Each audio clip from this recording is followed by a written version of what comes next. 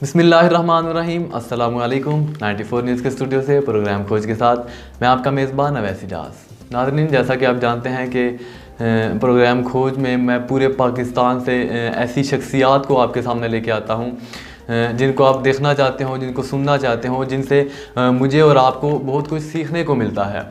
तो ऐसे ही आज हमें लाहौर से ज्वाइन किया है जनाब मोहसिन नवाज़ साहिब ने। मैं बिना वक्त ज़ाया किए अपनी टीम से रिक्वेस्ट करूंगा कि उनको लाइन पे लिया जाए। अस्सलाम वालेकुम सर, कैसे हैं आप? अल्लाह का शुक्र है, मैं बिल्कुल ठीक हूँ। आप कैसे हैं अवैस इजाज़? अल्हम्दुलिल्लाह, शुक्र अल्लाह पाक का। क्या मसरूफियात चल रही हैं आपके लाइफ में?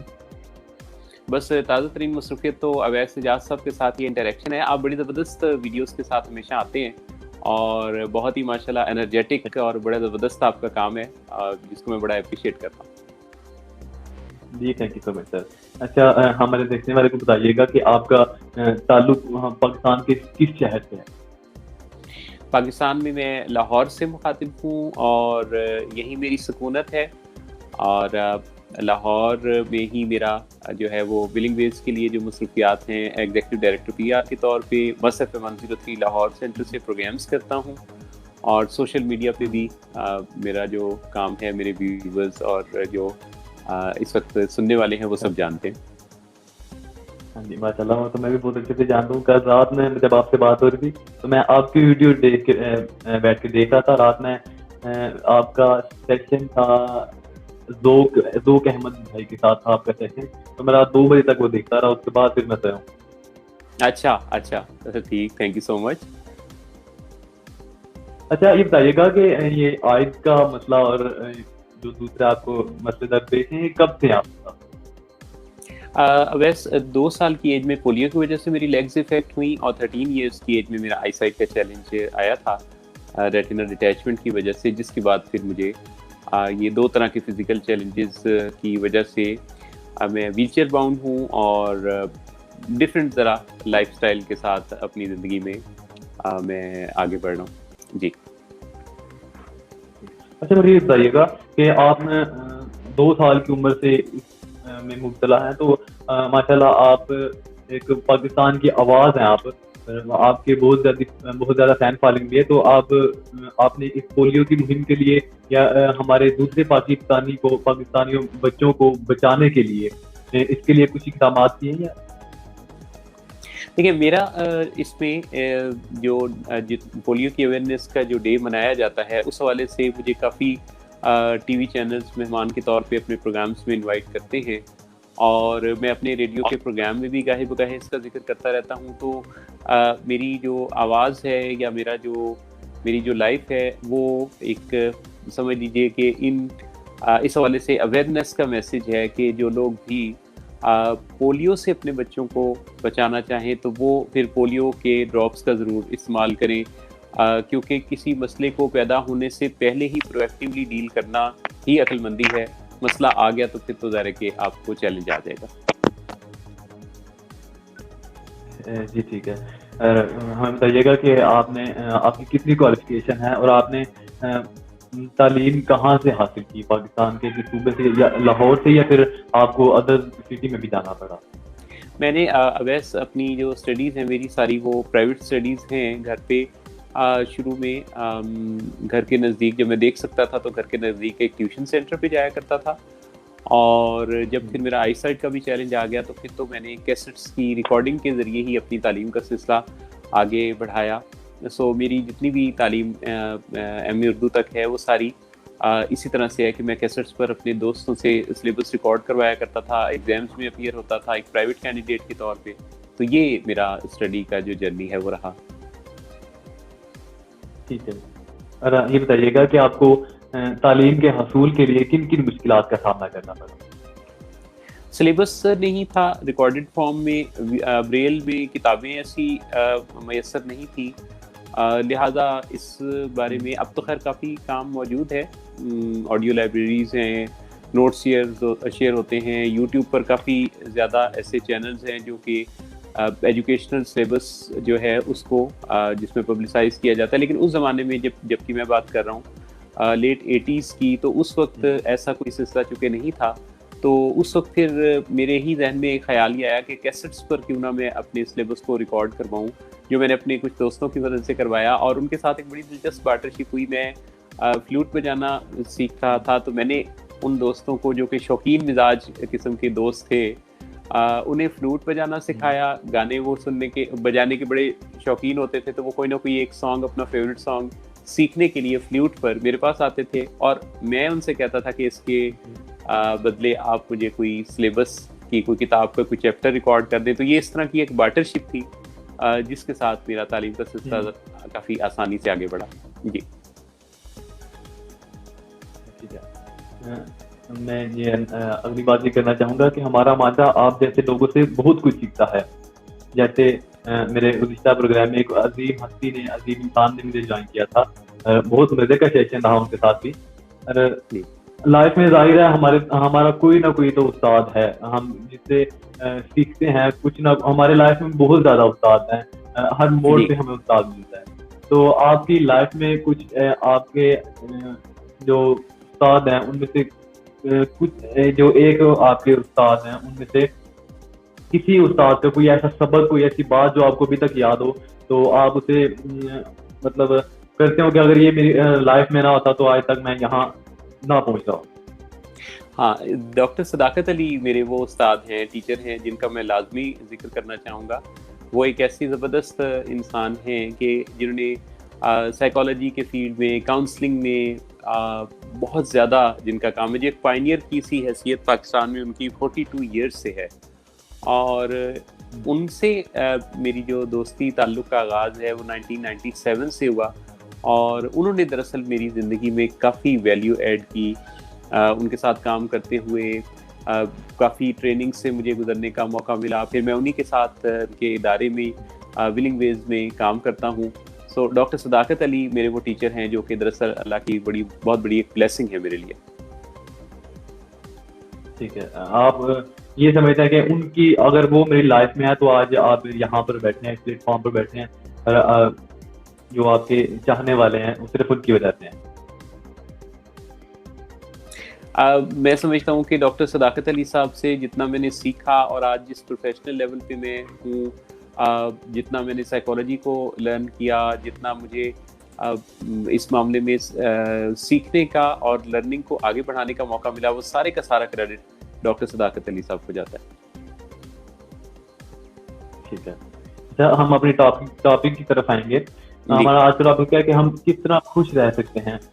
زیادہ تر ہمیں دیکھنے کو ملتا ہے ہماری جو آج کل نوجوان جنریشن ہے، نوجوان نسل ہے، وہ بہت زیادہ سیڈ، یا پھر وہ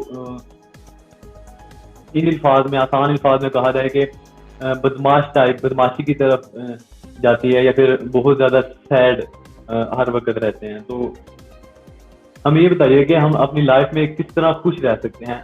ظاہر ہے ہر انسان کی لائف میں اس کی پرابلمس بھی ہیں، اس نے پریشانیاں کو بھی فیس کرنا ہے. تو ہم اپنی کامیابی کو تو بہت اچھے سے فیس کر لیتے ہیں، سیلیبریٹ بھی کرتے ہیں.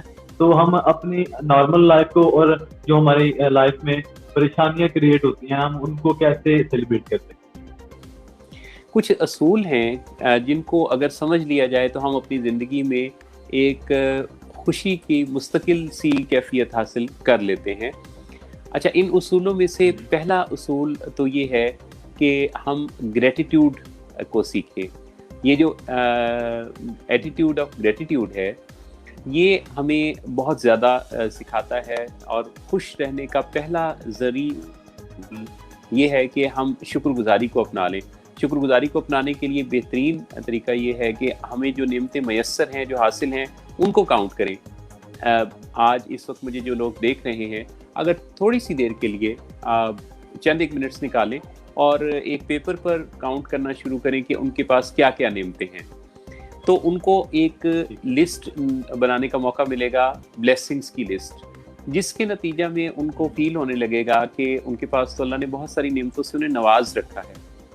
تو یہ جو گریٹیٹیوڈ کا پیدا ہونا ہے، یہ دراصل ہمارے اندر کافی اچھی خوشی کی ایک فیل پیدا کرتا ہے. اچھا، اس کے پیرالل دوسری جو چیز ہے جس سے ایوائڈ کرنا ہے وہ ہے کمپلینٹ، کمپیریزن اور کرٹیسزم. یہ 3 C's ہیں جن کو ہمیں یاد رکھنا ہے: کمپلینٹ، शिकायत करने से मसला हल नहीं होता, मसला हल करने से होता है। कंपैरिजन नहीं करना, हर शख्स अपनी जगह पे एक यूनिक मॉडल है। अल्लाह ने हर शख्स को जिस तरह थंब इम्प्रेशन फ़र्क दे रखे हैं, इसी तरह से उसका एक यूनिक मॉडल बनाया है दुनिया के अंदर। तो 7.5 अरब अफराद अपनी अपनी एक यूनिक आइडेंटिफिकेशन के साथ मौजूद हैं, लिहाजा कंपेयर करने का कोई तुक नहीं बनता। और क्रिटिसिज्म, कभी भी क्रिटिसिज्म से इंसान पुरसकून नहीं होता। तजवीज़ देना, सजेस्ट करना, बेहतरी के लिए इम्प्रोवाइज़ करना, ये सब कुछ तो ठीक है, लेकिन जो क्रिटिसाइज़ करना है, क्रिटिसिज्म, तनकीद बराए तनकीद, इससे इंसान खुद भी बेसुकून होता है और दूसरों को भी बेसुकून करता है। जो करना है वो ग्रेटिट्यूड का, शुक्रगुजारी का दामन पकड़ लेना है। जो नहीं करना वो कंप्लेंट, कंपैरिजन और क्रिटिसिज्म नहीं करना। और ये जो उसूल हैं, इनके साथ खुशी के जर्नी का, हैप्पीनेस के जर्नी का आगाज़ होता है। हैप्पीनेस के अगर प्रिंसिपल्स की बात की जाए तो यहाँ ये बात भी मैं ज़रूर मेंशन करना चाहूँगा कि 1960 के बाद से ज़्यादा जो रिसर्चेस सामने आई, ह्यूमन साइकोलॉजी को पढ़ा गया, बिहेवियरल साइकोलॉजी पे काम हुआ, न्यूरो साइंसेस ने इस पे काम करना शुरू किया, तो ये 1960 के बाद जो है वो ज़्यादातर हैप्पीनेस को मौजू बनाया गया। हैप्पीनेस में ये भी एक चीज़ याद रखने की है कि हम बहुत दफ़ा हैप्पीनेस को मशरूत कर देते हैं आउटर वर्ल्ड के साथ, दूसरी चीज़ों के साथ। मेरे पास ये मैसर होगा तो मैं खुश हो जाऊंगा, वो मैसर होगा तो मैं खुश हो जाऊंगा। हम बचपन में जब स्कूल में होते हैं तो हम सोचते हैं कि जब स्कूल से जान छूटेगी तो मैं खुश हो जाऊंगा। फिर कॉलेज में जाते हैं और कॉलेज में जाते हैं तो हम सोचते हैं कि अच्छा जी अब कॉलेज की तालीम मुकम्मल होगी तो मैं खुश हो जाऊंगा। फिर यूनिवर्सिटी में यही होता है कि यूनिवर्सिटी पहुंच के हम उसकी तालीम के मुकम्मल होने का इंतज़ार करते हैं। फिर हम सोचते हैं अच्छा अब मुझे कोई जॉब या रोज़गार मिल जाएगा या मैं कोई अपना बिजनेस शुरू कर लूँगा तो तब मैं खुश हो जाऊँगा। लेकिन उस दौरान फिर नए झंझट आन लेते हैं आपके काम काज में, बिजनेस पॉइंट पे आपको और तरह के चैलेंजेस होते हैं, आप कई दफ़ा पुरसुकून नहीं होते। फिर आप सोचते हैं कि अच्छा जी शादी हो जाएगी तो मैं बहुत खुशी खुशी अपनी ज़िंदगी गुजारूंगा। शादी होती है तो शादी के बाद उसमें भी कई दफ़ा वो पहले जैसी रानाई नहीं रहती, या जब फिर आप सोचते हैं कि जी अच्छा अब बच्चे होंगे तो बच्चों से मैं खुश हूँगा, फिर बच्चे भी हो जाते हैं। फिर आप सोचते हैं अच्छा ये बच्चे अब बड़े हो जाएंगे तो मैं खुश हो जाऊँगा, और फिर बच्चे बड़े होते हैं तो फिर आप सोचते हैं अच्छा इनकी कोई शादियाँ काम काज हो जाएगा तो फिर मैं खुश हो जाऊँगा। और फिर जब आप सारा काम तो यहाँ निपटा लेते हैं, हमारे प्राइम मिनिस्टर इमरान खान साहब का एक जुमला मुझे याद आ गया कि सुकून सिर्फ कब्र में है। तो इसका खुलासा अच्छा कहता है कि कब्र में जाके। अच्छा ये तो एक हुई वो कहानी जो कि आम शख्स की कहानी है, लेकिन खुशी आपके पास मौजूद है, खुशी मेरे पास मौजूद है, सुकून हम सब लोगों के पास मौजूद है। उसे दरियाफ्त कैसे करना है? अच्छा, उसे दरियाफ्त करने के लिए मशरूत करने की जरूरत नहीं है। यानी कि कुछ हो जाएगा तो मैं खुश हूँगा की बजाय मैं खुश हूँ सो मैं अब ये करता हूँ, ये नजरिया। क्योंकि खुशी हमारे अंदर का एक स्टेट है, हमारे अंदर का एक इमोशन है। खुशी इसलिए खो गई है कि हम लोगों ने इसको कंडीशनल कर दिया बहुत सारी आउटर वर्ल्ड की बहुत सारी चीज़ों के साथ। खुशी इसलिए खो गई कि हम नेचर से डिस्कनेक्ट हो गए, हम कमरों में बंद हो गए, हम फ़ोन पर, कंप्यूटर पर, स्क्रीन पर वक्त गुजारने लगे और हम आहिस्ता आहिस्ता सिमटते चले गए किसी एक जगह, किसी एक कमरे के अंदर, जहां हम एक छोटी सी डिवाइस के ज़रिए तो दुनिया को देखते हैं लेकिन हकीकत की नज़रों में हम दुनिया के साथ डिस्कनेक्टेड हैं।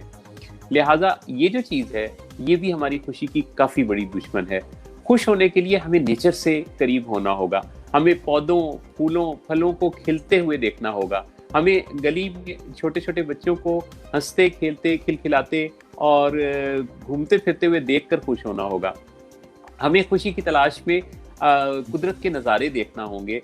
हम रोज़ाना की बुनियाद पर ऐसा काम किया करें। हम साल में किसी एक हफ्ते में घर से निकलते हैं और किसी दूर दराज के इलाके की कागान, नारान, इन इलाकों की सैर को निकल पड़ते हैं या मरी देखने चले जाते हैं।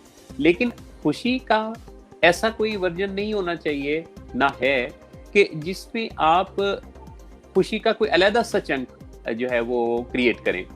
खुशी रोज़ाना की बुनियाद पर फील करने का नाम है।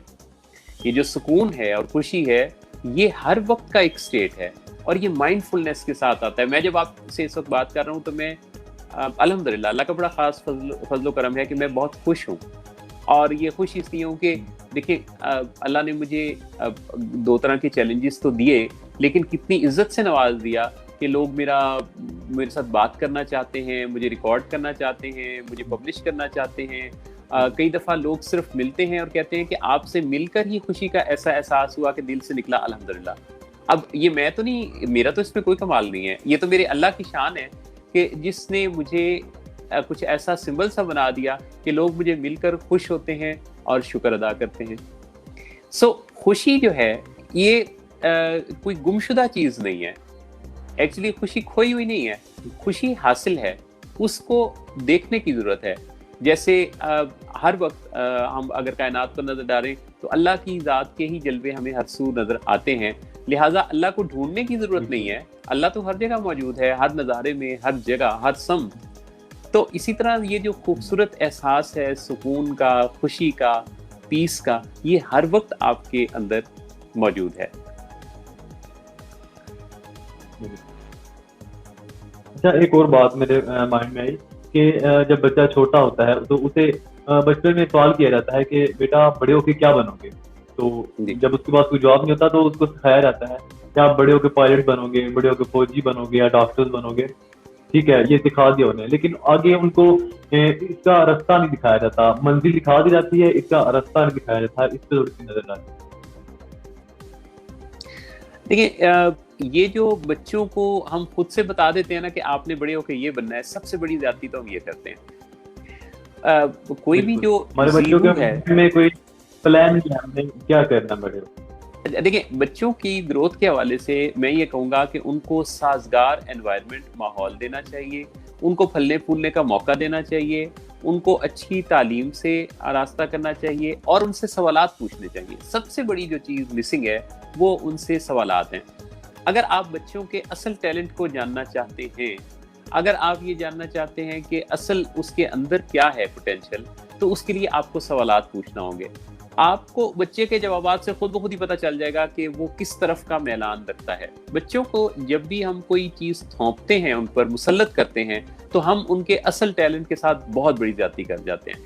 ہمیں یہ چاہیے کہ ہم ان کے اصل پوٹینشیل، اصل صلاحیت کو نکھر کر سامنے لانے کے لیے ان سے سوال کیا کریں، ان سے باتیں کیا کریں، اور جب وہ جواب دیں، باتیں کریں، تو اس سے ہم اندازہ لگائیں کہ وہ کس سمت کو ان کا زیادہ میلان ہے.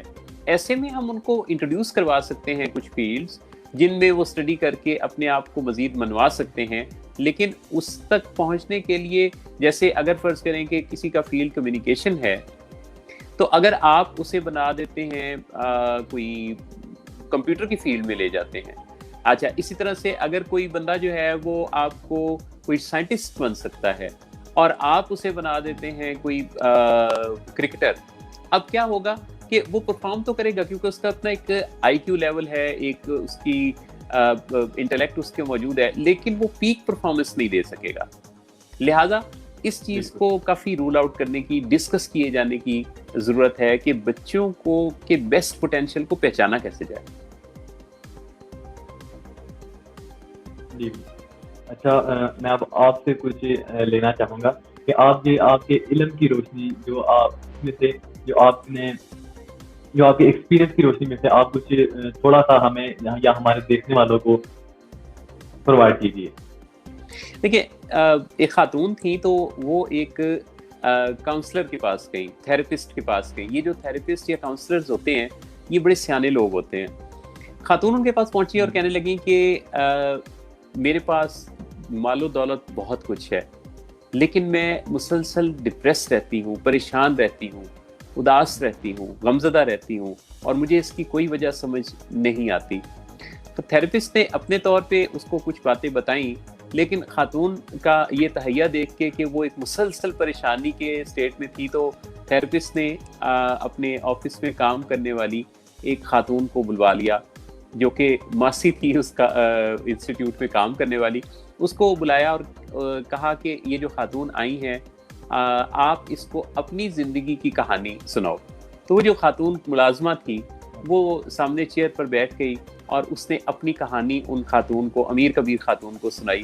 جو کچھ اس طرح سے تھی کہ وہ بہت چھوٹی سی تھی، تو ان کے فادر شرابی تھے اور اس کی ماں فوت ہو گئی تھی، اور وہ اپنے لوگوں کے گھروں میں کام کرتی تھی، جو پیسے آتے تھے اس سے اس کا والد شراب پی لیتا تھا، اور وہ ایک بہت ہی خراب زندگی گزار رہی تھی۔ جب تھوڑی بڑی ہوئی تو چھوٹی سی عمر میں والد نے ایک ایسے صاحب کے ہاتھوں اسے بیچ دیا جو کہ خود شرابی تھا، کیونکہ شرابیوں کے دوست بھی شرابی ہوتے ہیں۔ تو اس نے جب اس لڑکی کو اپنا جیون ساتھی بنایا تو اب کہ یہ ہوا کہ اس خاتون کی زندگی بڑی اور زیادہ مشکل ہو گئی، کیونکہ یہ کماتی بھی تھی، لوگوں کے گھر میں کام بھی کرتی تھی، اور گھر آ کے اپنے شوہر سے مار بھی کھاتی تھی۔ پھر یوں ہوا کہ ایک دن قدرت نے اسے ایک بیٹے سے نواز دیا، اور اس کا شوہر، بچہ بڑا ہو رہا تھا اور ماں بیٹا دونوں لوگوں کے گھروں میں بھی کام کرنے لگے۔ جب بچہ بڑا ہوا تو اسی دوران جو اس کا ہسبینڈ تھا وہ کسی دن اوور ڈرنکنگ کی وجہ سے اس کی ڈیتھ ہو گئی۔ اب یہ آزادانہ سی زندگی دونوں ماں بیٹا گزار رہے تھے، اور پیسے شراب پر ضائع نہیں ہو رہے تھے، بلکہ ان کی زندگی میں بہتری آنے لگی تھی کہ اچانک ایک دن ایکسیڈنٹ کے نتیجہ میں اس کا بیٹا بھی وفات پا گیا۔ اس واقعہ کے بعد وہ خاتون شدید ڈپریس ہو گئیں، اور اس نے سوچا کہ میں نے اپنی زندگی میں آخر کیا کمایا، میرا یہی بیٹا ایک سہارا تھا، وہ بھی اللہ نے واپس لے لیا۔ تو اسے خودکشی کے خیالات آنے لگے۔ وہ ایک دن گھر پہ بیٹھی پلان کر رہی تھی کہ کم سے کم تکلیف کے ساتھ وہ جلد اپنی زندگی سے کیسے نکل سکتی ہے۔ تو اسے خیال آیا کہ اسے ریل گاڑی کے نیچے آ کر خودکشی کرنا زیادہ آسان موت لگا۔ تو وہ گھر سے نکلی، تو سردی کے دن تھے، تو سامنے گھر کے باہر اسے بلی کا ایک چھوٹا سا بچہ سردی میں ٹھٹھرتا ہوا نظر آیا۔ اس نے سوچا کہ میں تو مرنے جا ہی رہی ہوں، تو کیوں نہ اس کو جاتے جاتے میں اس کی سردی کو کچھ کم کر جاؤں۔ اسے اٹھا کے اندر لائی، کپڑے میں لپیٹا، اور پھر اس کو اس نے دودھ پلایا۔ اچھا، جس کے بعد وہ جیسے جیسے بہتر ہونے لگا تو اسے خوشی کی فیل آنے لگی، کیونکہ اس خاتون کو یہ اندازہ ہونے لگا کہ اس کی وجہ سے وہ بلی کا بچہ کس طرح لرزتا کانپتا بھوکا پیاسا تھا، اور وہ بہتر ایک اس کی آنکھوں میں سے چمک نظر آنے لگی۔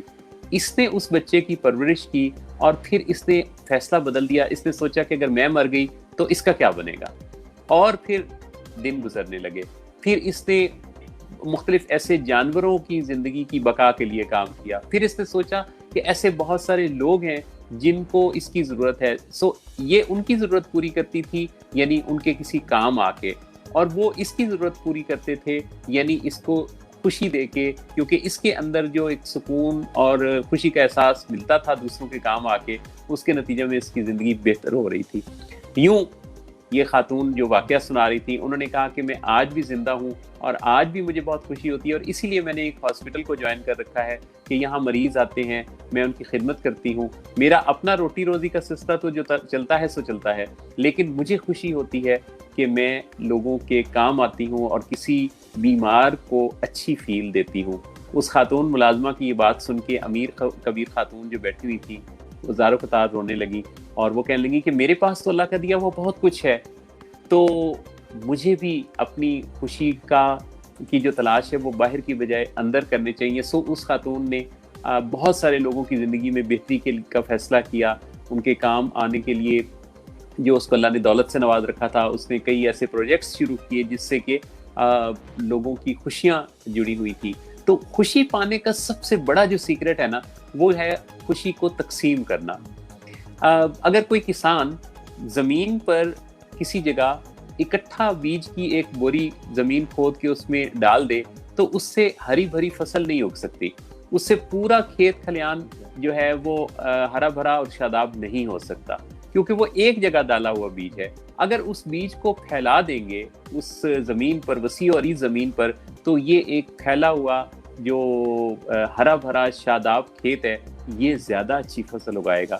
لہذا خوشی کا انتظام بھی ہمیں یوں کرنا ہے کہ مجھے، آپ کو، دیکھنے والوں کو، ہم سب کو اپنے پاس موجود خوشیوں کو بانٹ دینا ہے، یہ اس سے ملٹیپلائی ہو جائیں گی۔ جب میں ارد گرد لوگوں کو خوش کرتا ہوں تو اس سے کیا ہوتا ہے کہ میں ایکچولی اپنے ارد گرد ہی ایک ایسا تانا بانا بنتا ہوں جس میں کہ خوش لوگ موجود ہیں، انوائرمنٹ کو میں خوش بناتا ہوں، گویا میں نے اپنا ہی بھلا کیا اور اپنے ارد گرد خوش لوگوں کا ایک جو ग्रुप है वो क्रिएट किया।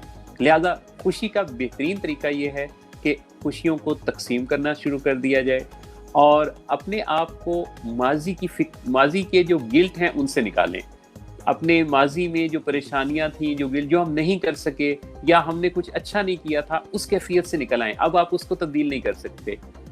और अपने फ्यूचर की वरी से भी निकल आएं, क्योंकि फ्यूचर तो अभी आया नहीं। अपने आज को ख़राब करके ही हम अपने माजी को ख़राब कर रहे हैं, क्योंकि आज का दिन कल आइंदा आज माजी बन चुका होगा। लिहाजा हमें अपने आज पर काम करना है, फोकस करना है और माइंडफुलनेस के साथ मुझे ये देखना है कि मैं अपने आज पर क्या काम कर सकता हूँ। तो आज मेरे पास जो है उस पर खुदा का लाख लाख शुक्र है। आज जो मेरे पास नहीं है मैं उसकी फ़िक्र नहीं करूँगा, मैं लुत्फ़अंदोज़ हूँगा इसके लिए जो मेरे पास हासिल है।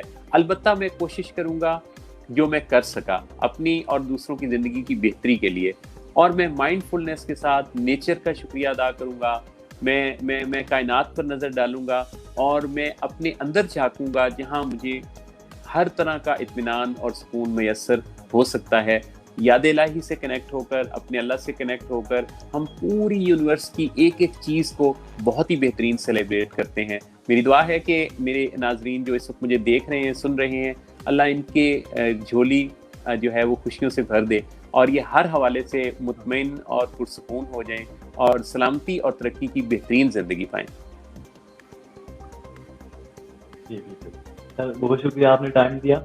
इसी के साथ हमारा प्रोग्राम का वक्त ख़त्म हो जाता है। हमारे देखने वाले हमें इजाज़त दीजिए। अल्लाह हाफ़िज़। प्रोग्राम का वक्त ख़त्म हुआ चाहता है, हमें इजाज़त दीजिए। अल्लाह हाफ़िज़।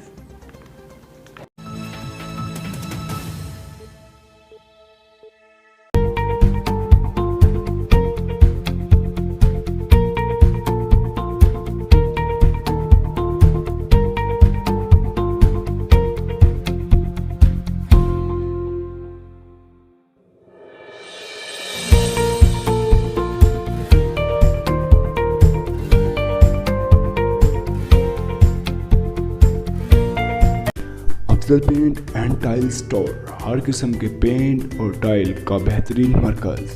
प्रोप्राइटर हाजी अंसर जावेद। राब्ता नंबर 032177555596, भालिया रोड, मंडी भावलदीन। पाक एजुकेशन हाउस, कुशादा बिल्डिंग, हवादार कमरे, बिजली ना होने की सूरत में जनरेटर की सहूलत, ई एजुकेशन सिस्टम, प्ले ग्रुप तनाहम, दाखिला जारी है। राब्ता नंबर 031376348782, मुंशी मोहल्ला चौक, मंडी भावलदीन।